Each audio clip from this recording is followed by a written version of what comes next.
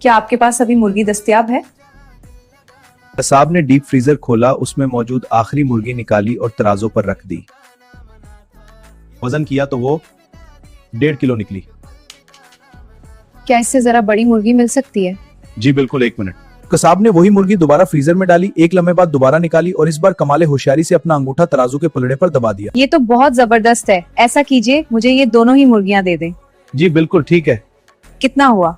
बस 1 मिनट में चेक कर लेता हूँ। यही वो लम्हात होते हैं जब इंसान को अंदाजा होता है कि उसकी दयानतदारी और साख कितनी अहम है। जब आपकी अयारी हद से बढ़ जाए तो वो उल्टा आप ही को बेवकूफ साबित कर देती है। अब वो कसाब सर झुकाए फ्रीजर की गहराइयों में वो मुर्गी तलाश कर रहा है जो हकीकत में थी ही नहीं। बाजू का अकल का बरवक्त इस्तेमाल बहस और तिकरार से कहीं ज्यादा मौसर होता है। अकलमंद औरत ने कसाब की चालाकी भांप ली थी, मगर बहस करने के बजाय इसे उसी के बने हुए जाल में फंसाकर खामोशी से शर्मिंदा कर दिया। ऐसी ही